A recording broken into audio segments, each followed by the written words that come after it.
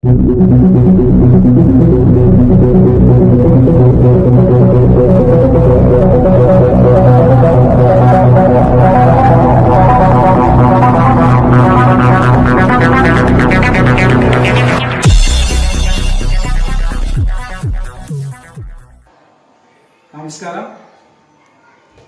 ఈరోజు కేంద్ర ప్రభుత్వం ప్రవేశపెట్టినటువంటి బడ్జెట్ కబుర్లతో గారడి అంకెలతో కూడుకున్నదని చెప్పేసి ఈరోజు కాంగ్రెస్ పార్టీ భావిస్తూ ఉంది.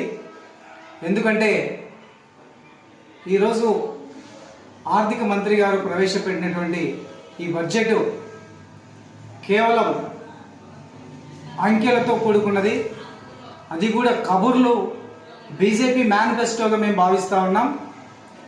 ఎందుకంటే బడ్జెట్ అంటే ఖచ్చితంగా బడ్జెట్లో ఎంత కేటాయిస్తారో ఖచ్చితంగా లెక్కలతో సహా అంకెలతో సహా చూపించాలి. చూపించకుండా రాజకీయ ప్రసంగం మాదిరిగా ఈరోజు నిర్మలా సీతారామన్ గారు పార్లమెంట్లో మాట్లాడడం జరిగింది. ప్రధానంగా క్యాపిటల్కి సంబంధించి, మన ఆంధ్రప్రదేశ్కు క్యాపిటల్కి సంబంధించి అమౌంట్ కేటాయిస్తూ ఉన్నాం. ఆ అమౌంట్ కూడా వివిధ ఆర్థిక సంస్థలైనటువంటి మల్టీలాటరల్ డెవలప్మెంట్ ఏజెన్సీ అంటే IMF కానీ, IBRD కానీ, లేదా ప్రపంచ బ్యాంకు ద్వారా కానీ, లేకుంటే ఇతర ఏజెన్సీల ద్వారా బడ్జెట్ను అమౌంట్ను ఇస్తామని చెప్పారు. మరి ఆ అమౌంట్ కేంద్ర ప్రభుత్వమే ఇప్పించి ఆ అప్పును కేంద్రమే భరిస్తుందా, లేదు రాష్ట్ర ప్రభుత్వం మీద భారాన్ని వేస్తుందా అనే అంశాన్ని అక్కడ ప్రస్తావించలే.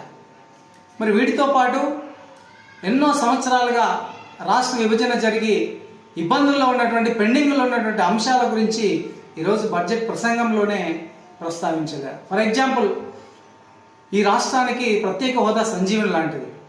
అలాంటి ప్రత్యేక హోదా గురించి కానీ, లేదా ప్రత్యేక ప్యాకేజీ గురించి కానీ, కడప స్టీల్ ప్లాంట్ గురించి కానీ, లేకుంటే విశాఖపట్నం రైల్వే జోన్ గురించి కానీ, లేదా పోలవరం ప్రాజెక్టు కింద అనేక గ్రామాలు, అనేక మంది నిర్వాసితులైనారు. మరి వాళ్ళ యొక్క సమస్యల గురించి కానీ ఎక్కడ కూడా ప్రస్తావించకపోవడం నిజంగా కేవలం రాజకీయ ప్రసంగం లాగా, మరి బీజేపీ మేనిఫెస్టోలోగా మాత్రమే మాకు కనిపించిందని చెప్పేసి ఈ సందర్భంగా మేము తెలియజేస్తా ఉన్నాం. ఈ విభజన చట్టంలో ఉన్నటువంటి అంశాలను ప్రస్తావించకుండా మీరు కేవలం మీ సొంత యొక్క ఎజెండాను ఇక్కడ ప్రూవ్ చేసుకున్నారు.